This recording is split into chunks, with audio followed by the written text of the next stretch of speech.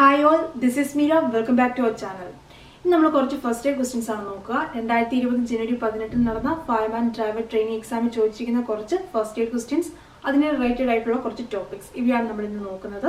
കൂടുതൽ വീഡിയോസിനായി channel subscribe ചെയ്യുക, നോട്ടിഫിക്കേഷനായി ബെൽ ഐക്കൺ പ്രസ് ചെയ്യുക. എന്തൊക്കെയാണ് ക്വസ്റ്റ്യൻസ് നോക്കാം. ഇന്നത്തെ ഫസ്റ്റ് ക്വസ്റ്റ്യൻ നോക്കാം. What is the most suitable measure to control nose bleed or epistaxis? ഈ എപ്പിസ്റ്റാക്സിസ് എന്ന് പറയുന്നത് മൂക്കിൽ നിന്ന് രക്തം വരുന്ന ഒരു അവസ്ഥയാണ്. അപ്പോൾ ആ ഒരു പേര് നമ്മൾ അറിഞ്ഞിരിക്കണം. ഇവിടെ ക്വസ്റ്റ്യൻ ചോദിച്ചിരിക്കുന്നത് മൂക്കിൽ നിന്ന് രക്തം വരുന്ന അത് കൺട്രോൾ ചെയ്യാനായിട്ടുള്ള ഒരു സ്യൂട്ടബിൾ മെഷർ എന്താണെന്നാണ്. ഓപ്ഷൻസ് നമുക്ക് നോക്കാം. Option A, sit the person down, lean backward, pinch the soft part of the nostril. അതായത് ആ വ്യക്തിയെ ഇരുത്തുക. എങ്ങനെയാണ് ഇരുത്തേണ്ടത്? പുറകിലേക്ക് ചരിച്ചിരുത്തുക. അതിനുശേഷം pinch the soft part of the nostril. Nostril എന്ന് പറഞ്ഞു കഴിഞ്ഞാൽ നമ്മുടെ മൂക്കിന്റെ എക്സ്റ്റേണൽ ഓപ്പണിംഗ് ആണ്. അതായത് എയർ പാസ് ചെയ്യുന്ന അല്ലെങ്കിൽ സെക്രീഷൻസ് ഒക്കെ വരുന്ന ആ മൂക്കിന്റെ ഓപ്പണിങ്സ് എന്ന് പറയുന്ന പേരാണ് നോസ്ട്രൽ. ഇവിടെ പറഞ്ഞിരിക്കുന്നത് pinch soft part of the, pinch ചെയ്യാൻ പറഞ്ഞു കഴിഞ്ഞാൽ ഇങ്ങനെ പിടിക്കാനാണ്. അപ്പം pinch soft part of the nostril. Second option നമുക്ക് നോക്കാം. Sit the person down, lean forward and pinch soft part of the nostril. ഇവിടെയുള്ള വ്യത്യാസം എന്താണ്? മുന്നിലേക്ക് ചരിച്ചിരുത്താനാണ് പറയുന്നത്. ഇനി ഓപ്ഷൻ സി പറയുന്നത് let the person lie down and pinch soft part of the nostril. ഇവിടെ പറയുന്ന ആ വ്യക്തിയെ കിടത്തിയിട്ട് മൂക്കിന്റെ നോസ്ട്രലിന് തൊട്ട് സോഫ്റ്റ് പാർട്ടിൽ പിൻ ചെയ്യാനാണ്. ഇനി ഓപ്ഷൻ ഡിയിൽ പറയുന്നത് let the person lie down and pin the top of the nostril. ഇവിടെ ആ വ്യക്തിയെ കിടത്തിയതിനു ശേഷം നോസ്ട്രലിന്റെ ടോപ്പ് പാർട്ടിൽ പിൻ ചെയ്യാനാണ് പറയുക. അപ്പോൾ ഫസ്റ്റ് നമുക്ക് ഈ നോസ് ബ്ലീഡിങ്ങുമായിട്ട് റിലേറ്റഡ് ആയിട്ടുള്ള ഫസ്റ്റ് എയ്ഡ് പ്രൊസീജിയേഴ്സ് നോക്കാം. അതിനുശേഷം ആൻസറിലേക്ക് വരാം. ധാരാളം ചെറിയ ബ്ലഡ് വെസൽസ് ഉള്ള ഒരു പാർട്ടാണ് നോസ്. അപ്പോൾ നോസ് ബ്ലീഡിങ്ങിന് പല കാരണങ്ങൾ ഉണ്ടാക്കാം. അതിലെ ചില റീസൺസ് ആണ് ഇവിടെ എഴുതിയിരിക്കുന്നത്. Dryness inside the nose, a foreign object in the nose, infection, allergies, alcohol abuse, disease, high altitude, high blood pressure. അപ്പോൾ മൂക്ക് ഭയങ്കരമായിട്ട് ഡ്രൈ ആയി കഴിഞ്ഞാൽ അതിനുള്ളിൽ ബ്ലഡ് വെസൽസിന് പൊട്ടലുണ്ടായി ചോര വരാം. അതൊരു കോമൺ കണ്ടീഷനാണ്. A foreign object in the nose, മൂക്കിലേക്ക് ഒരു പ്രാണി അല്ലെങ്കിൽ മറ്റൊരു ഫോറിൻ ഒബ്ജക്റ്റ് കയറി കഴിഞ്ഞാൽ അതിന്റെ ഫലമായിട്ട് മൂക്കിൽ നിന്ന് രക്തം വരാം. ഇൻഫെക്ഷൻ, അലർജീസ്, സാധാരണ കോൾഡ് അലർജീസിന്റെ ഫലമായിട്ട് മൂക്കിൽ നിന്ന് രക്തം വരാം. ആൽക്കഹോൾ അബ്യൂസ്, ഡിസീസ്, പല രോഗത്തിന്റെ ഫലമായിട്ട് മൂക്കിൽ നിന്ന് രക്തം വരാം.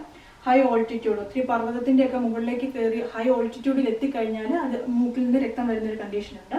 High blood pressure, high blood പ്രഷറിന്റെ ഫലമായിട്ട് നോസ് ബ്ലീഡിംഗ് ഉണ്ടാവാം. ഇനി ഇങ്ങനെ ഉണ്ടായിക്കഴിഞ്ഞാൽ ഒന്നുകിൽ ഒരു നോസ്ട്രിൽ നിന്ന് അല്ലെങ്കിൽ രണ്ട് ഓപ്പണിംഗിൽ നിന്നും ബ്ലഡ് വരുന്ന കണ്ടീഷൻ ഉണ്ട്. Flow may last from few seconds to several minutes. ഇങ്ങനെ ഉണ്ടാകുന്ന നോസ് ബ്ലീഡിംഗ് അതിന്റെ ആ ഒരു ഫ്ലോ കുറച്ച് സെക്കൻഡ്സ് തൊട്ട് കുറച്ച് മിനിറ്റ്സ് വരെ ആയിരിക്കും നിലനിൽക്കുക. ഇനി നമുക്ക് നോസ് ബ്ലീഡിംഗ് വന്നു കഴിഞ്ഞാൽ കൺട്രോൾ ചെയ്യാനുള്ള മെഷേഴ്സ് എന്തൊക്കെയാണെന്ന് നോക്കാം. ഒരു വ്യക്തിയുടെ മൂക്കിൽ നിന്ന് രക്തം വരുന്നു അല്ലെങ്കിൽ നോസ് ബ്ലീഡിങ്ങിന്റെ കേസിൽ നമ്മൾ കൺട്രോൾ ചെയ്യാൻ വേണ്ട മെഷേഴ്സ് ആണിവ. Ask the injured person to pinch his nose above the nostril with index finger and thumb. Ask the person to breathe through mouth. Ask the person to lean forward so that he does not swallow his blood. Pin the nostril for 10 to 15 minutes. Wash your hands after taking care of the patient. ഇവിടെ first പറഞ്ഞിരിക്കുന്നത് index ഫിംഗറും തമ്പും use ചെയ്തുകൊണ്ട് നോസ്ട്രലിന്റെ above എന്ന് പറഞ്ഞാൽ tip അല്ല, soft പാർട്ടാണ്, ഇവിടെ പിൻ ചെയ്യാനായിട്ട് പറയുക. സെക്കൻഡ് പറഞ്ഞിരിക്കുന്നത് മൂക്കിൽ കൂടി ശ്വാസം എടുക്കാതെ വായിൽ കൂടി ശ്വാസം എടുക്കാൻ പറയുക. തേർഡ് പറഞ്ഞിരിക്കുന്നത് ടു ലീൻ ഫോർവേഡ്, മുന്നോട്ട് ചാഞ്ഞിരുത്തുക. അത് എന്തിനു വേണ്ടിയാണ്? ആ വരുന്ന ബ്ലഡ് സാലോ വിഴുങ്ങാതിരിക്കാൻ വേണ്ടി. ബ്ലഡ് സാലോ ചെയ്ത് കഴിഞ്ഞാൽ കൂടുതൽ സിക്ക് ഫീലിംഗ് ഉണ്ടാവും. ഇനി പിൻ the nostril four 10 to 15 minutes. ഈ മൂക്കിൽ ഈ പിഞ്ച് ചെയ്യുക എന്നുള്ളത് 10 തൊട്ട് 15 മിനിറ്റ് വരെ കണ്ടിന്യൂ ചെയ്യുക. After taking care of the patient wash your hands. ഈ വ്യക്തിയെ ഒന്നുകിൽ ആ വ്യക്തിയോട് ഇത് ചെയ്യാൻ പറയുക അല്ലെങ്കിൽ നമ്മൾ ആ വ്യക്തിയെ ഹെൽപ്പ് ചെയ്യണം. അതിനുശേഷം നമ്മുടെ കൈ സോപ്പ് അല്ലെങ്കിൽ സാനിറ്റൈസർ യൂസ് ചെയ്തുകൊണ്ട് വാഷ് ചെയ്യാനാണ് പറയുക. അപ്പോൾ ഇവിടുന്ന് തന്നെ നമുക്ക് ഫസ്റ്റ് ക്വസ്റ്റിൻ്റെ ആൻസർ കിട്ടിയെന്ന് പറയാം. ഇനി ചില കണ്ടീഷൻസ് നോസ് ബ്ലീഡിങ് മാരകമാകാറുണ്ട്. അതായത് ഒരു ഇന്റേണൽ ബ്ലീഡിങ് അല്ലെങ്കിൽ ഹെഡ് ഇഞ്ചുറി അല്ലെങ്കിൽ ഒരു ആക്സിഡന്റ് ഫലമായിട്ട് നോസ് ബ്ലീഡിങ് ഉണ്ടാവുകയാണെങ്കിൽ അത് മാരകമാണ്. അതോടൊപ്പം തന്നെ നമുക്ക് പറയാൻ പറ്റും, നമ്മൾ പറഞ്ഞു കുറച്ച് സെക്കൻഡ്സ് തൊട്ട് കുറച്ച് മിനിറ്റ്സ് വരെ ആയിരിക്കും സാധാരണ കേസിൽ നോസ് ബ്ലീഡിങ് ഉണ്ടാവുക. അതൊരു 20 മിനിറ്റിന് ശേഷവും നോസ് ബ്ലീഡിങ് നടക്കുകയാണെങ്കിൽ അത് മാരകമാണ്. അതോടൊപ്പം തന്നെ ആ വ്യക്തി വിളറി വെളുക്കുക എന്ന് പറയും. അപ്പം പെയിൽ ആ ഒരു അവസ്ഥയിലേക്ക് മാറുക അല്ലെങ്കിൽ അൺകോൺഷ്യസ് ആവുക, ബോധരഹിതനാവുക, ഈ കേസിലെല്ലാം തന്നെ അത് മാരകമാണ്. ഇവിടെ എല്ലാം തന്നെ നമ്മൾ മെഡിക്കൽ ഹെൽപ്പ് ആവശ്യപ്പെടണം. ഇതൊക്കെയാണ് നോസ് ബ്ലീഡിങ്ങിന്റെ കേസിൽ നമ്മൾ ശ്രദ്ധിക്കേണ്ട കാര്യങ്ങൾ. നെക്സ്റ്റ് നമുക്ക് ഗം ബ്ലീഡിങ്ങിന്റെ കേസ് നോക്കാം. ഗം ബ്ലീഡിങ്, അതായത് മോണയിൽ നിന്ന് രക്തം വരുവാണെങ്കിൽ നമ്മൾ ചെയ്യേണ്ട കൺട്രോളിംഗ് മെഷേഴ്സ് എന്തൊക്കെയാണെന്ന് നോക്കാം. Rinse his mouth with water or saline water. അപ്പം വെള്ളം ഉപയോഗിച്ച് അല്ലെങ്കിൽ ഉപ്പുവെള്ളം ഉപയോഗിച്ച് വാ കഴുകുക. അതാണ് ഫസ്റ്റ് മെഷർ. സെക്കൻഡ് പറഞ്ഞിരിക്കുന്നത് thick cotton ball can be put his teeth socket and tell him to bite to stop bleeding. അതായത് ഒരു തിക്ക് കോട്ടൺ ബോൾ, ഒരു പഞ്ഞിയുടെ ഒരു ബോൾ എടുക്കുക, അത് ആ മോണയിലേക്ക് വെക്കുക. അതിനുശേഷം ബ്ലീഡിങ് സ്റ്റോപ്പ് ചെയ്യാൻ വേണ്ടി അവരോട് അത് കടിച്ചു പിടിക്കാൻ പറയുക. അപ്പോൾ ഇതാണ് ഇതിൻ്റെ കൺട്രോളിങ് മെഷേഴ്സ്. ഇനി ബ്ലീഡിങ് നിൽക്കുന്നില്ലെങ്കിൽ ഹെൽത്ത് കെയർ ഫെസിലിറ്റി അവൈലബിൾ ആക്കുക. അപ്പോൾ ഇനി നമുക്ക് ഫസ്റ്റ് ക്വസ്റ്റ്യൻ്റെ ആൻസറിലേക്ക് പോകാം. അപ്പോൾ നമുക്ക് ഈ ക്വസ്റ്റ്യൻ്റെ ആൻസർ നോക്കാം. അതായത് ക്വസ്റ്റ്യൻ ഇതായിരുന്നു, നോസ് ബ്ലീഡിങ് അല്ലെങ്കിൽ എപ്പിസ്റ്റാക്സിസ് കൺട്രോൾ ചെയ്യാനായിട്ടുള്ള, മൂക്കിൽ നിന്ന് രക്തം വരുന്നത് കൺട്രോൾ ചെയ്യാനായിട്ടുള്ളൊരു സ്യൂട്ടബിൾ മെഷർ ആയിരുന്നു. അപ്പോൾ ഈ ഓപ്ഷൻസ് നോക്കുകയാണെങ്കിൽ ഓപ്ഷൻ സിയിലും ഡിയിലും ആ വ്യക്തിയെ കിടത്തിയതിന് ശേഷമുള്ള കാര്യമാണ് പറയുന്നത്. അപ്പോൾ കിടത്തി കഴിഞ്ഞാൽ ആ ബ്ലഡ് സ്വാലോ ചെയ്യാനുള്ള ചാൻസ് കൂടുതലാണ്. ഇവിടുത്തെ കറക്റ്റ് ആൻസർ എന്തായിരിക്കും? ഓപ്ഷൻ ബി ആയിരിക്കും. അതായത് സിറ്റ് ദ പേഴ്സൺ ഡൗൺ, ഇരുത്തുക. എങ്ങനെയാണ് ഇരുത്തേണ്ടത്? ലീൻ ഫോർവേഡ്, മുന്നോട്ട് ചെരിച്ചിരുത്തുക. അതിനുശേഷം pin the soft part of the nostril. എന്തുകൊണ്ടാണ് ഫോർവേഡിലേക്ക് ഇരുത്താൻ പറഞ്ഞത്? കാരണം ആ ബ്ലഡ് സ്വാലോ ചെയ്യാതിരിക്കാൻ വേണ്ടി. അപ്പോൾ ഇവിടുത്തെ ആൻസർ ഓപ്ഷൻ ബി ആണ്. Sit the person down, lean forward, pin the soft part of the nostril. Second question നോക്കാം. You have witnessed a person is suffering from electric burn, your first reaction will be. അതായത് ഇവിടെ പറയുന്നത്, ഒരു വ്യക്തി electric ബേണാൽ ആ ഒരവസ്ഥയിൽ നിൽക്കുന്നത് നിങ്ങൾ കാണുവാണെങ്കിൽ നിങ്ങളുടെ ആദ്യത്തെ റിയാക്ഷൻ എന്തായിരിക്കും എന്നാണ്. Options: option A, check for the response of the person. ആ വ്യക്തിയുടെ പ്രതികരണം നോക്കും. അതായത് നമ്മൾ ചെന്ന് ആ വ്യക്തി നമ്മൾ പറയുന്നതിനോട് റെസ്പോണ്ട് ചെയ്യുന്നത് എങ്ങനെയെന്ന് നോക്കും. അതാണ് ഫസ്റ്റ് ഓപ്ഷൻ പറഞ്ഞിരിക്കുന്നത്. ഓപ്ഷൻ ബി പറഞ്ഞിരിക്കുന്നത്, place the person in left lateral position. അപ്പോൾ ഈ ലെഫ്റ്റ് ലാറ്ററൽ പൊസിഷൻ എന്ന് പറഞ്ഞാൽ lying on your left side എന്ന് പറയാം. അത് നമ്മൾ ലെഫ്റ്റ് സൈഡ് വെച്ച് കിടക്കുന്ന ആ ഒരു പൊസിഷനാണ് ലെഫ്റ്റ് ലാറ്ററൽ പൊസിഷൻ. ഈ ഒരു പൊസിഷൻ ഏറ്റവും സ്യൂട്ടബിൾ ആയിട്ടുള്ളത്, അല്ലെങ്കിൽ ഇത് സജസ്റ്റ് ചെയ്യുന്നത് ഡ്യൂറിങ് പ്രഗ്നൻസിയാണ്. അപ്പം പ്രഗ്നന്റ് ലേഡീസിൻ്റെയൊക്കെ ഡോക്ടർ സജസ്റ്റ് ചെയ്യുന്ന ഒരു പൊസിഷനാണെന്ന് പറയാം ലെഫ്റ്റ് ലാറ്ററൽ പൊസിഷൻ. അതിൻ്റെ റീസൺ, വയറ്റുള്ള കുഞ്ഞിന് കൂടുതൽ ബ്ലഡ് സർക്കുലേഷൻ, അതോടൊപ്പം തന്നെ ന്യൂട്രിയൻസിൻ്റെ ആ ഫ്ലോ ഇൻക്രീസ് ചെയ്യാൻ വേണ്ടി. ഇവിടെ സെക്കൻഡ് ഓപ്ഷനിൽ പറഞ്ഞിരിക്കുന്നത് ആ വ്യക്തിയെ ലെഫ്റ്റ് ലാറ്ററൽ പൊസിഷനിൽ നമ്മൾ കിടത്തുന്നത്. ഓപ്ഷൻ സി പറഞ്ഞിരിക്കുന്നത്, make sure the person is detached from the power source. അപ്പോൾ ഓപ്ഷൻ സി പറഞ്ഞിരിക്കുകയാണ്, ആ വ്യക്തിയെ ആ പവർ സോഴ്സിൽ നിന്ന് വിച്ഛേദിക്കും, ഡിറ്റാച്ച് ചെയ്യും. അതാണ് നമ്മൾ ഉറപ്പുവരുത്തുന്നത്. ഓപ്ഷൻ ഡി പറയുകയാണ്, observe for the extent of burned area in the body. അപ്പോൾ അദ്ദേഹത്തിൻ്റെ ബോഡിയിലെ ആ ഒരു ബേൺഡ് ഏരിയയുടെ എക്സ്റ്റൻഷൻ അത് നമ്മൾ ഒബ്സർവ് ചെയ്യുന്നു. അപ്പോൾ ഇത്രയുമാണ് പറയുന്നത്. നമുക്കൊരു കോമൺ സെൻസ് കൊണ്ട് തന്നെ നമുക്ക് ഇതിൻ്റെ ആൻസർ ചെയ്യാവുന്നതാണ്. ഫസ്റ്റ് നമുക്ക് ഇലക്ട്രിക് ബേൺ എന്താണെന്ന് നോക്കാം. Electrical burns. Electrical burns are caused when electricity passes through the body, lightning, contact with household current, high voltage cables or transformer, high ampere electricity from a car, truck or tractor battery. ഇവിടെ പറയുന്നത്, നമ്മുടെ ശരീരത്തിലൂടെ electricity pass ചെയ്യുന്നതിന്റെ ഫലമായിട്ടുണ്ടാകുന്ന പൊള്ളലാണ് electrical burns. അപ്പോൾ അതിന് പല reasons ആണ്, causes ഉണ്ട്. ലൈറ്റ്നിങ്, ഇടിമിന്നലിന്റെ ഭാഗമായിട്ട് ഇലക്ട്രിക്കൽ ബേൺ ഉണ്ടാകാം. കോൺടാക്ട് വിത്ത് ഹൗസ് ഹോൾഡ് കറണ്ട്, നമ്മുടെ വീട്ടിലെ ഏതെങ്കിലും അപ്ലയൻസസ് കേടായാൽ അതിന്റെ ഫലമായിട്ട് ഹൗസ് ഹോൾഡ് കറണ്ടിന്റെ 220 വോൾട്ട് അതിനകത്ത് പിടിക്കുന്നതിന്റെ ഫലമായിട്ട് നമുക്ക് ഷോക്ക് ഏൽക്കാറുണ്ട്, ഇലക്ട്രിക് ബേൺസ് വരാം. High voltage cables or transformer, ഇപ്പം കറണ്ട് പാസ് ചെയ്യുന്ന കേബിൾസ് വഴിയിൽ പൊട്ടിക്കിടന്നാൽ അതിന്റെ ഫലമായിട്ട് നമുക്ക് ഷോക്ക് ഏൽക്കാറുണ്ട്, ഇലക്ട്രിക് ബേൺസ് വരാറുണ്ട്.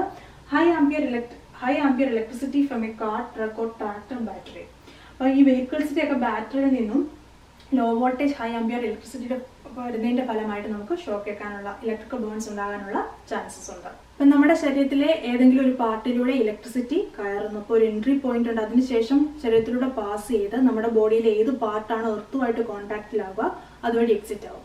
അപ്പോൾ ഒരു എൻട്രി പോയിന്റും എക്സിറ്റ് പോയിന്റും കാണും. അവിടെ ആയിരിക്കും നമ്മൾ ഇതിന്റെ ആ ഒരു മുറിവ് കാണുക. പക്ഷെ ഇലക്ട്രിസിറ്റി പാസ് ചെയ്തിരുന്ന ഇന്റേണൽ ഭാഗത്തെല്ലാം തന്നെ ഡാമേജ് വരാനുള്ള സാധ്യതയുണ്ട്. അപ്പോൾ അതിന്റെ ഏറ്റവും എക്സ്ട്രീം എന്ന് പറയുന്നത് കാർഡിയാക് അറസ്റ്റ് വരെ വരാം. നമ്മളൊരു സിറ്റുവേഷൻ കാണുമ്പോഴത്തേക്ക് അവിടെ ഇപ്പം ഒരു തേച്ചുകൊണ്ടിരിക്കുന്ന ഒരു വ്യക്തി അവിടെ വീണ് കിടക്കുവാണെങ്കിൽ നമുക്ക് ആ ഒരു സിറ്റുവേഷനിൽ നിന്ന് മനസ്സിലാക്കാൻ പറ്റും ഇവിടെ ഇലക്ട്രിക്കൽ ബേൺ ആ ഒരു സിറ്റുവേഷൻ ആണെന്ന് നമുക്ക് മനസ്സിലാക്കാൻ പറ്റും. അതുകൂടാതെയുള്ള ഒബ്സർവേഷൻസ് ആണ് ഇവിടെ പറയുക. ആ വ്യക്തി അൺകോൺഷ്യസ് ആകാം, ബോധരഹിതനാകാനുള്ള ചാൻസ് ഉണ്ട്. ഡിഫിക്കൽട്ടി ഇൻ ബ്രീത്ത്, അപ്പം ബ്രീത്ത് ചെയ്യാൻ പാടുണ്ടാകാൻ ചിലപ്പം ശ്വാസം എടുക്കാത്തൊരവസ്ഥയായിരിക്കാം.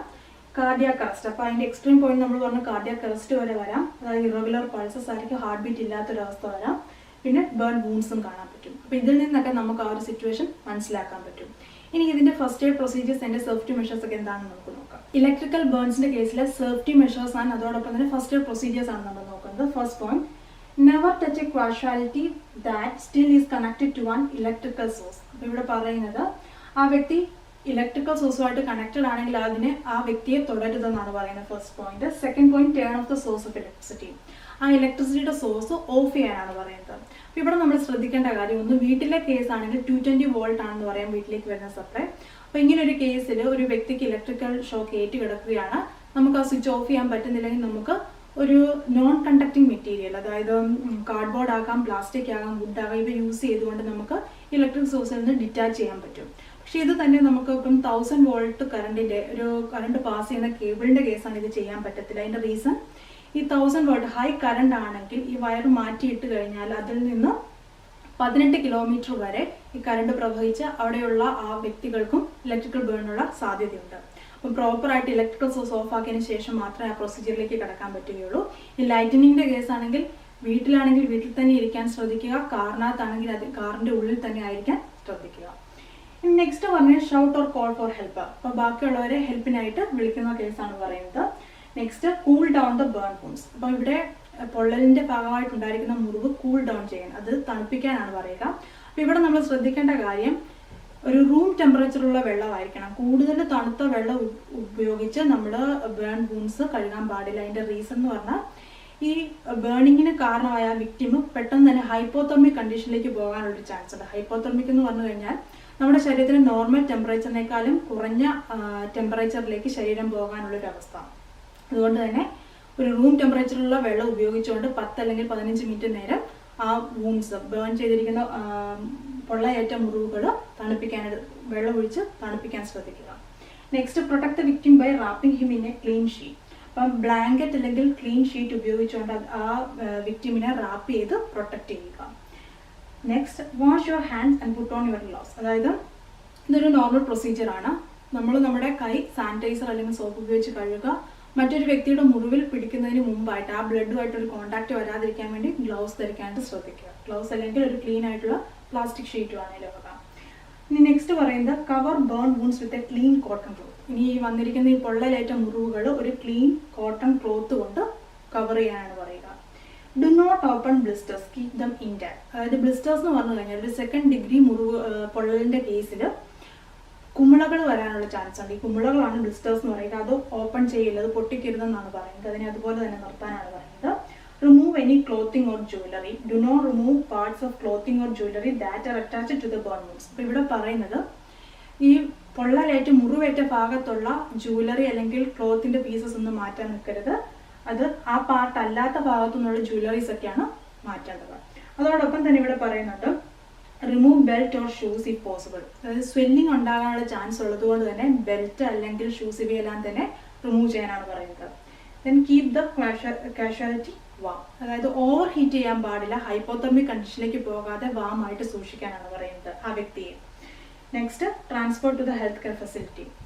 ഏറ്റവും അടുത്ത ഒരു ഹെൽത്ത് കെയർ ഫെസിലിറ്റിയിലേക്ക് നമ്മൾ എത്തിക്കാൻ ശ്രമിക്കുക.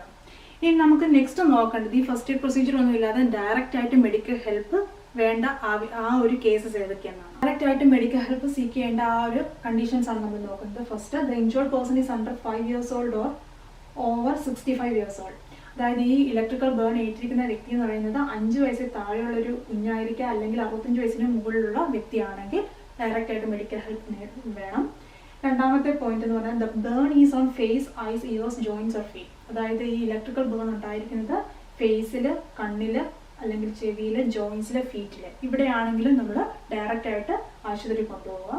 The burn is equal or larger than the injured person's hand size. ആ ഇലക്ട്രിക്കൽ ബേൺ ഏറ്റ ആ വ്യക്തിയുടെ ഹാൻഡ് സൈസ്, കൈയുടെ ആ സൈസിനേക്കാളും ലാർജ് അല്ലെങ്കിൽ അതിനോട് ഈക്വൽ ആണ് ഈ ബേൺ വൂണ്ടെങ്കിൽ നമ്മൾ ആ വ്യക്തിയെ ഡയറക്റ്റ് ആയിട്ട് ഹോസ്പിറ്റലിൽ കൊണ്ടുപോവുക. Clothing or jewellery stuck to the skin. അപ്പോൾ ആ ബേൺ ചെയ്ത മുറിവിൽ അല്ലെങ്കിൽ സ്കിന്നിൽ ഈ ജ്വല്ലറി, ക്ലോത്തിങ് ഇതെല്ലാം സ്റ്റക്ക് ആണെങ്കിൽ അത് റിമൂവ് ചെയ്യാനൊക്കെ ആയിട്ട് ഹോസ്പിറ്റലിൽ കൊണ്ടുപോവുക. The victim സഫേഴ്സ് from A medical condition like diabetes. അപ്പോൾ ഡയബറ്റീസ് പോലെ മറ്റ് രോഗങ്ങളൊക്കെ ഉള്ള ഒരു വ്യക്തിയാണ് ഇലക്ട്രിക്കൽ ബേൺ ഏറ്റിരിക്കുന്നതെങ്കിലും നമ്മൾ ഉടനടി ഹോസ്പിറ്റലിൽ കൊണ്ടുപോകുക. Last point, the injured person has no sense of feeling around the wound. അതായത് ഈ പൊള്ളലേറ്റ മുന്നിന് ചുറ്റുമായിട്ട് നമ്മൾ ടച്ച് ചെയ്യുക അല്ലെങ്കിൽ പിൻ ചെയ്യുക ഇതൊന്നും ഫീൽ ചെയ്യുന്നില്ല. ഈ ഒരു അവസ്ഥയിൽ നമ്മൾ ഡയറക്റ്റ് ആയിട്ട് ഹോസ്പിറ്റലിൽ കൊണ്ടുപോകുക. ഇനി നമുക്ക് ഈ സെക്കൻഡ് ക്വസ്റ്റ്യൻ്റെ ആൻസർ നോക്കാം. ഈ സെക്കൻഡ് ക്വസ്റ്റ്യൻ്റെ ആൻസർ എന്താണെന്ന് നോക്കാം. അതായത് ക്വസ്റ്റ്യൻ ഇതായിരുന്നു, ഇലക്ട്രിക് ബേൺ വന്നിരിക്കുന്നത് അത് സഫർ ചെയ്യുന്ന ഒരു പേഴ്സണെ കാണുമ്പോഴത്തേക്കും അത് കണ്ടു നിൽക്കുന്നത് നമ്മുടെ ഫസ്റ്റ് റിയാക്ഷൻ എന്താണ്? ഈ 4 ഓപ്ഷനിൽ നിന്ന് നമുക്ക് ഈസി ആയിട്ട് ആൻസർ കണ്ടെത്താം. ഓപ്ഷൻ സി ആണ് ആൻസർ. എന്താണ് പറഞ്ഞിരിക്കുന്നത്? Make sure the person is detached from the power source. അതായത് ഇലക്ട്രിക് ബേണിന് കാരണമായിരിക്കുന്ന ആ പവർ സോഴ്സുമായിട്ടുള്ള ആ ബന്ധം വിച്ഛേദിക്കപ്പെട്ടെന്ന് ഉറപ്പുവരുത്തുക. അതിനുശേഷം മാത്രമാണ് ബാക്കി ഫസ്റ്റ് എയ്ഡ് പ്രൊസീജിയേഴ്സ് നൽകുക. അപ്പോൾ ഇവിടുത്തെ ആൻസർ ഓപ്ഷൻ സി. അടുത്ത ക്വസ്റ്റ്യൻ നോക്കാം. In case of snake bite, what are the measures A person should take before seeking medical care? അപ്പം പാമ്പ് കടിയേറ്റ ഒരു അവസ്ഥയിൽ നമ്മൾ ആശുപത്രിയിൽ എത്തുന്നതിന് മുമ്പായിട്ട് ചെയ്യേണ്ട കാര്യങ്ങൾ. Option A, remain still and calm and position the bitten part below the level of heart. അപ്പോൾ ഇവിടെ ഫസ്റ്റ് പറഞ്ഞിരിക്കുന്നത് ഒത്തിരി വെപ്രാളപ്പെടാതെ കൂളായിരിക്കുക, കാം ആയിരിക്കാനായിട്ട് ശ്രദ്ധിക്കുക. അതോടൊപ്പം തന്നെ ഈ കടിച്ച ആ ഭാഗം എന്ന് പറയുന്നത് ഹാർട്ടിന്റെ ലെവലിനേക്കാളും താഴെയായിട്ട് വെക്കാൻ ശ്രദ്ധിക്കുക. Second option, remove jewellery and tight clothing from the bitten part. അതായത് ഈ കടിച്ച ഭാഗത്തിനോടനുബന്ധിച്ചുള്ള ജ്വല്ലറീസും അതോടൊപ്പം തന്നെ ടൈറ്റ് ആയിട്ടുള്ള ക്ലോത്തിങ്ങും എല്ലാം ഒഴിവാക്കാനാണ് പറയുന്നത്. ഇപ്പം കയ്യിലാണ് കടിച്ചതെങ്കിൽ മോതിരം, വാച്ച് ഇവയെല്ലാം തന്നെ ഒഴിവാക്കുക. Wash the wound with soap and water and cover it with a clean soap. അപ്പൊ ഇവിടെ പറഞ്ഞിരിക്കുന്നത് ആ മുറിവ് സോപ്പ് ഉപയോഗിച്ച് വെള്ളം ഉപയോഗിച്ച് കഴുകുക, അതിനുശേഷം ആ മുറിവ് ക്ലീൻ ക്ലോത്ത് ഉപയോഗിച്ച് കവർ ചെയ്യാനാണ് പറയുക. Option D, all of the above. അപ്പം ഇവിടെ നമുക്ക് ഫസ്റ്റ് സ്നേക്ക് ബൈറ്റ്, പാമ്പ് കടിയുടെ പ്രൊസീജിയേഴ്സ് നോക്കാം, അതിനുശേഷം ആൻസർ നോക്കാം. Snake bites. അപ്പം പാമ്പിന്റെ കേസ് പറയുകയാണെങ്കിൽ ഏകദേശം 2500ഓളം പാമ്പുകളുണ്ട്. അതിൽ പലതും പോയിസണസ് ആകാം, വിഷമുള്ളതാകാം, വിഷമില്ലാത്തതുണ്ടാകാം. നമുക്കറിയാം വിഷമുള്ള പാമ്പ് കടിച്ചാലാണ് അത് മാരകമാകുക.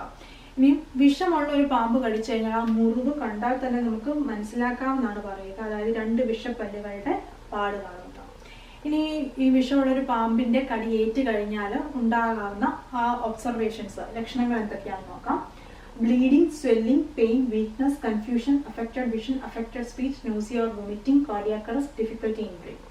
അതായത് ഇവിടെ പറയുന്നത് ഈ മുറിവേറ്റ ഭാഗത്ത് നിന്ന് ബ്ലീഡിങ്, ചോര പോകാം, സ്വെല്ലിംഗ്, നീര് വെക്കാം, അതോടൊപ്പം തന്നെ പെയിൻ ഉണ്ടാകാം, മുറിവേറ്റ ഭാഗത്ത് വേദന ഉണ്ടാകാം, വീക്ക്നെസ്, ആ വ്യക്തി ടയേർഡ്, ഒരു വീക്ക്നെസ് ഫീൽ ചെയ്യും, confusion, affected vision, affected speech. അതായത് ഇത് ഈ വിഷം നമ്മളുടെ ഇന്റേണൽ ഓർഗൻസിലേക്ക് വ്യാപിക്കുമ്പോൾ നമ്മുടെ കാഴ്ച മങ്ങാനുള്ള ചാൻസ് ഉണ്ട്, സംസാരിക്കാൻ പ്രയാസം ഉണ്ടാകാം, അതോടൊപ്പം ശബ്ദം, വോമിറ്റിംഗ് വരാം, നോസിയ, അതിന്റെ ഒരു ഫീലിംഗ് വരാം, കാർഡിയാക് അറസ്റ്റ് ഉണ്ടാകാം, ശ്വാസം എടുക്കാനായിട്ടുള്ള പാടുണ്ടാകാം. ഇവയെല്ലാം അങ്ങനെ ഒരു പാമ്പിന്റെ കടിയേറ്റ ഒരു വ്യക്തിയിൽ കാണുന്ന ലക്ഷണങ്ങളാണ്. സ്നേക്ക് ബൈറ്റ്, പാമ്പ് കടി ഏറ്റു കഴിഞ്ഞാൽ ചെയ്യേണ്ട ഫസ്റ്റ് എയ്ഡ് പ്രൊസീജിയേഴ്സ് ആണ് നമ്മൾ നോക്കുന്നത്. First point, make sure the area is safe. അതായത് ആ ഏരിയ സേഫ് ആക്കുക എന്ന് പറഞ്ഞു കഴിഞ്ഞാൽ വീണ്ടും ആ പാമ്പിന്റെ ഉപദ്രവം അത് വീണ്ടും കടിക്കാതിരിക്കാനുള്ള ഒരു സിറ്റുവേഷൻ റെഡിയാക്കുക. അതാണ് ഇവിടെ ഫസ്റ്റ് പറഞ്ഞിരിക്കുന്നത്, make sure the area is safe. Second പറഞ്ഞിരിക്കുന്നത് shout or call for help, ബാക്കിയുള്ളവരെ സഹായത്തിനായിട്ട് വിളിക്കുക. Third point, comfort the person. Fourth point, keep the person calm and tell him not to move. അപ്പം ആ പാമ്പ് കടിയേറ്റ വ്യക്തിയെ കംഫർട്ടബിൾ ആക്കുക, കിടക്കാനായിട്ട് അനുവദിക്കുക, അതോടൊപ്പം തന്നെ കാം ആകുക, വെപ്രാളപ്പെടുന്ന ഒരവസ്ഥ ഉണ്ടാവാതിരിക്കുക, അതോടൊപ്പം തന്നെ ഒത്തിരി ബ്രിസ്ക് മൂവ്മെന്റ്സ്, മൂവ് ചെയ്യാനായിട്ട് അനുവദിക്കാതിരിക്കുക. അതിന്റെ റീസൺ എന്താണെന്ന് വെച്ച് കഴിഞ്ഞാൽ നമ്മുടെ ശരീരത്തിലേക്ക് കടന്നിരിക്കുന്ന വെനം കൂടുതൽ വേഗത്തിൽ വ്യാപിക്കാൻ കാരണമാകും, കൂടുതൽ വെപ്രാളപ്പെടുകയോ അല്ലെങ്കിൽ അതോടൊപ്പം തന്നെ കൂടുതലായിട്ട് മൂവ് ചെയ്യുകയോ ചെയ്താൽ. അപ്പൊ ആ വെനത്തിന്റെ വ്യാപനം, ആ വിഷത്തിന്റെ വ്യാപനം കുറയ്ക്കാൻ വേണ്ടി ആ മൂവ് ചെയ്യാതിരിക്കുന്നത് ഹെൽപ്പ് ചെയ്യും. അടുത്തത്, do not lose time chasing the snake. അപ്പം ഒരു പാമ്പ് കടി ഏറ്റു കഴിഞ്ഞാൽ ഹോസ്പിറ്റലിൽ കൊണ്ടുപോകാൻ നമുക്കറിയാം കൃത്യമായിട്ട് ആന്റിവെനം കുത്തിവെച്ച് കഴിഞ്ഞാൽ രക്ഷപ്പെടാൻ എളുപ്പമാണ്. അപ്പം ഏതാണ് ആ കടിച്ച പാമ്പെന്ന് അറിഞ്ഞിരിക്കുന്നതാണ് നല്ലത്. പക്ഷെ അതിനുവേണ്ടി ആ പാമ്പിനെ ചേസ് ചെയ്ത് ടൈം കളയാതിരിക്കാനാണ് ഇവിടെ പറയുന്നത്. Next, puttu on your gloves.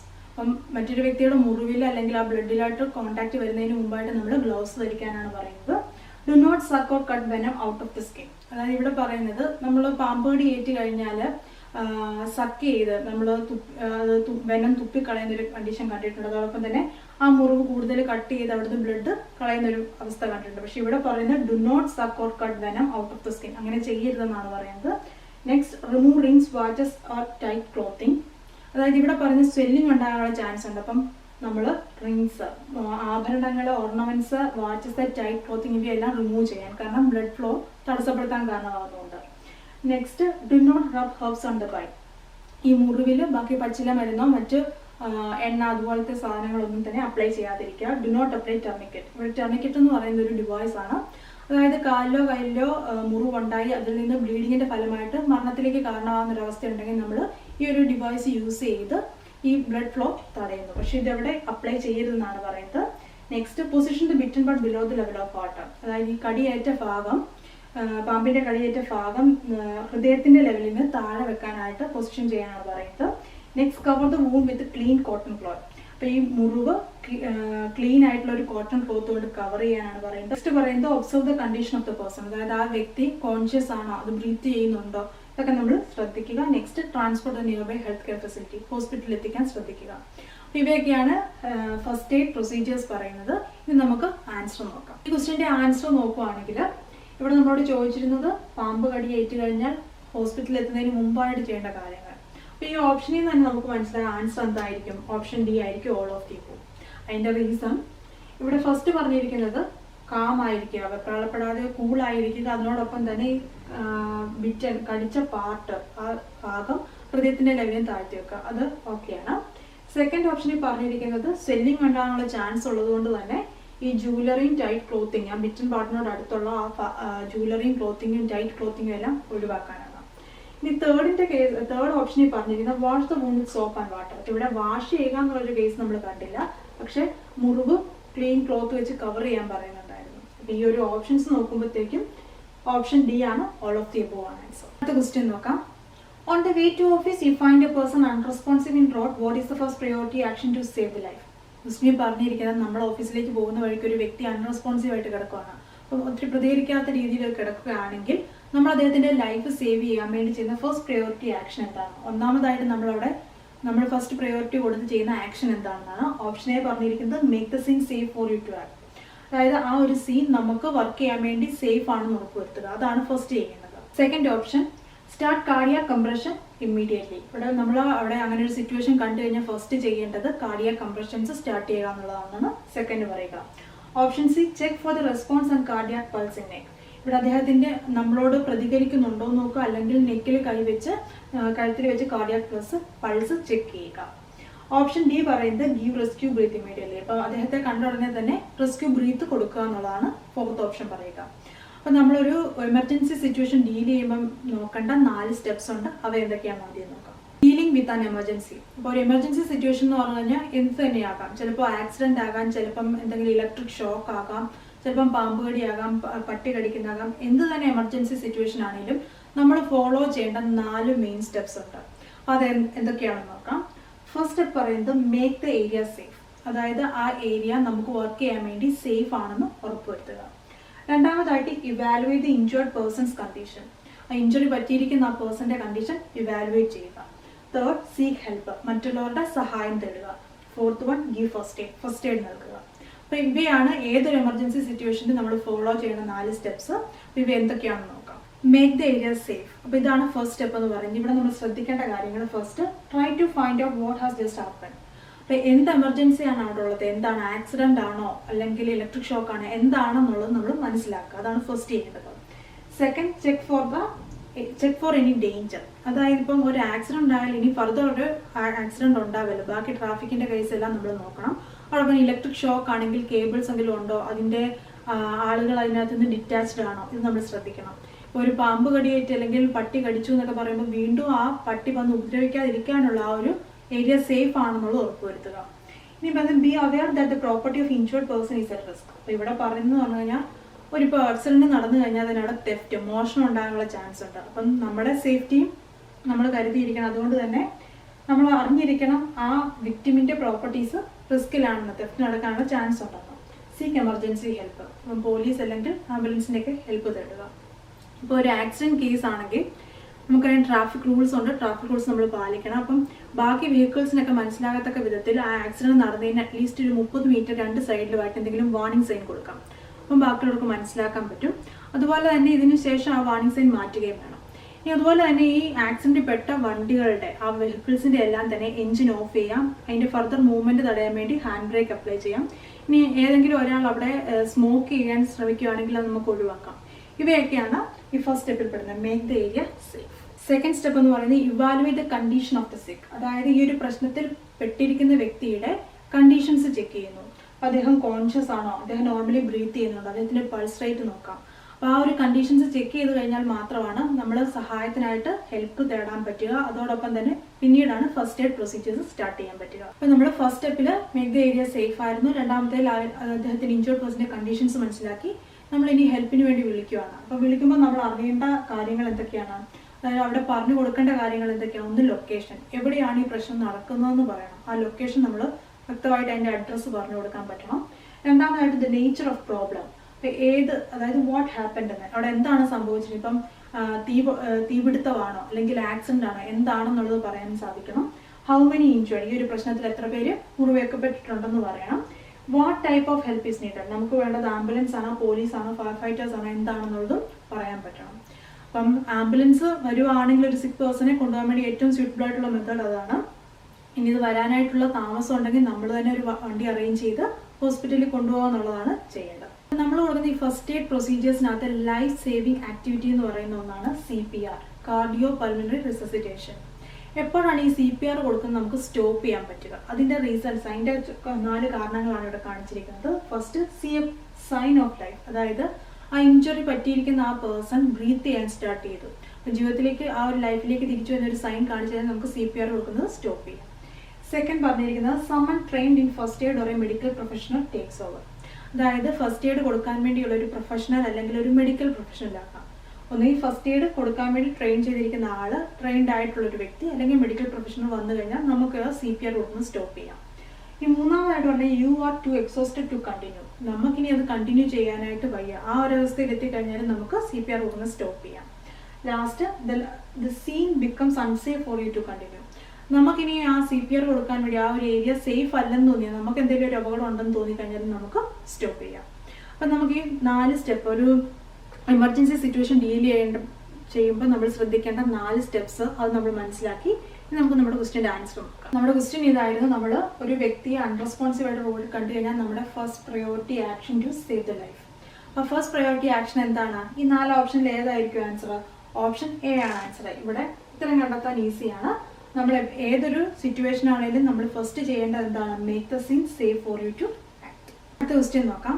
Identify the statement which is true regarding splinting. അപ്പോൾ സ്പ്ലിന്റിങ്ങുമായിട്ട് റിലേറ്റഡ് ആയിട്ടുള്ള 4 സ്റ്റേറ്റ്മെന്റ്സ് തന്നിട്ടുണ്ട്. ഇതിൽ ഏതാണ് ട്രൂ സ്റ്റേറ്റ്മെന്റ് എന്നാണ് പറയേണ്ടത്. അപ്പോൾ ഒരു സ്പ്ലിന്റിംഗ് എന്ന് പറഞ്ഞു കഴിഞ്ഞാൽ, സ്പ്ലിന്റ് എന്ന് പറഞ്ഞു കഴിഞ്ഞാൽ എന്താണ്? ഇപ്പം നമ്മുടെ കൈ ഒടിഞ്ഞു കഴിയുമ്പോഴത്തേക്ക് നമ്മുടെ ഇവിടെ ഒരു വെച്ച് കിട്ടുന്ന ആ ഒരു സംഭവം, അതാണ് സ്പ്ലിന്റ് എന്ന് പറയുക. അപ്പോൾ ഓപ്ഷൻ എ പറഞ്ഞിരിക്കുന്നത് spring should extend well beyond affected joint, affect ചെയ്തിരിക്കുന്ന ആ ജോയിനേക്കാളും കുറച്ചുകൂടി എക്സ്റ്റെൻഡ് ചെയ്യണം, കുറച്ചുകൂടി മുന്നോട്ട് പോകണം എന്നാണ് പറയുന്നത്, first option. Second option, option B, wide splints are always good and effective. Wide എന്ന് പറഞ്ഞാൽ വീതിയുള്ള സ്പ്ലിന്റ് ആണ് കൂടുതൽ നല്ലതും എഫക്റ്റീവും. ഇതിന് നേരെ ഓപ്പോസിറ്റ് ആയിട്ടുള്ള സെന്റൻസ് ആണ് ഓപ്ഷൻ സി പറഞ്ഞിരിക്കുന്നത്, narrow splints are always good and effective. Narrow എന്ന് വെച്ചാൽ വീതി ഇല്ലാത്ത സ്പ്ലിൻസ് ആണ് നല്ലതെന്ന്. Option D, both A and B. അപ്പം നമുക്ക് ഫസ്റ്റ് സ്പ്ലിന്റ് എന്താണെന്ന് നോക്കാം, അതിനുശേഷം ആൻസർ ചെയ്യാം. സ്പ്ലിന്റ് എന്താണെന്ന് നോക്കാം. Splint is a rigid piece of wood, plastic or metal that is applied to the fractured limb to support it or to prevent further movement. ഇവിടെ പറയാണ്, വുഡ്, പ്ലാസ്റ്റിക്, വുഡ് തടിയാകാം, അല്ലെങ്കിൽ plastic ആകാം, അല്ലെങ്കിൽ metal ആകാം, അതിൻ്റെ ഒരു റിജിഡ് പീസ് എന്ന് പറയുന്നതാണ് സ്പ്ലിന്റ്. നമ്മളിത് അപ്ലൈ ചെയ്യുന്നത് ഒരു ഫ്രാക്ചർ, പൊട്ടലുണ്ടായ ഒരു സ്ഥലത്തേക്കാണ്. അത് എന്തിനു വേണ്ടിയൊക്കെയാണ്? ഒന്ന് സപ്പോർട്ട് ചെയ്യാൻ വേണ്ടി, മറ്റൊന്ന് അവിടെ ഫർദർ മൂവ്മെന്റിനി ഇല്ലാതാക്കാൻ വേണ്ടി, അത് പ്രിവെന്റ് ചെയ്യാൻ വേണ്ടിയാണ്. നെക്സ്റ്റ് പറയുന്നത് wide splints are better than narrow ones, അതായത് വീതിയുള്ള സ്പ്രിങ്സ് ആണ് വീതി കുറഞ്ഞ സ്പ്രിങ്ങിനേക്കാളും കൂടുതൽ എഫക്റ്റീവ് എന്നാണ് പറയുന്നത്. ഇപ്പം നമ്മുടെ കയ്യിൽ ഒരു പൊട്ടൽ ഉണ്ടായി കഴിഞ്ഞാൽ നമ്മൾ നാരോ ആയിട്ടുള്ള ഒരു സ്പ്രിന്റ് യൂസ് ചെയ്യുന്നതാണോ അതോ ആവശ്യം വിട്ടുള്ള ഒരു സ്പ്രിന്റ് യൂസ് ചെയ്യുന്നതായിരിക്കും കൂടുതൽ എഫക്റ്റീവ്? വൈഡ് ആയിട്ടുള്ള സ്പ്രിന്റ് യൂസ് ചെയ്യുന്നതാണ് effective. Next, splints can be improvised, a folded newspaper or a piece of wood. അതായത് ഇവിടെ പറയുന്നത് ഒരു എമർജൻസി സിറ്റുവേഷൻസിൽ നമുക്ക് ഇങ്ങനെ ഫോൾഡഡ് ന്യൂസ് പേപ്പറോ അല്ലെങ്കിൽ ഒരു പീസ് ഓഫ് വുഡോ ഒക്കെ സ്പ്ലിന്റ് ആയിട്ട് യൂസ് ചെയ്യാം. നമ്മുടെ ഫസ്റ്റ് എയ്ഡ് കിറ്റിൽ ഐസ്ക്രീം സ്റ്റിക്ക് തന്നെ യൂസ് ചെയ്യാറുണ്ട്. അതായത് ഏതെങ്കിലും ഒരു സിറ്റുവേഷനിൽ വിരലുകൾക്ക് ഒരു ഒടിവുണ്ടായി കഴിഞ്ഞാൽ നമ്മളോട് ഐസ്ക്രീം സ്റ്റിക്ക് വെച്ച് അതൊരു സ്പ്ലിന്റ് ആയിട്ട് യൂസ് ചെയ്യാവുന്നതാണ്.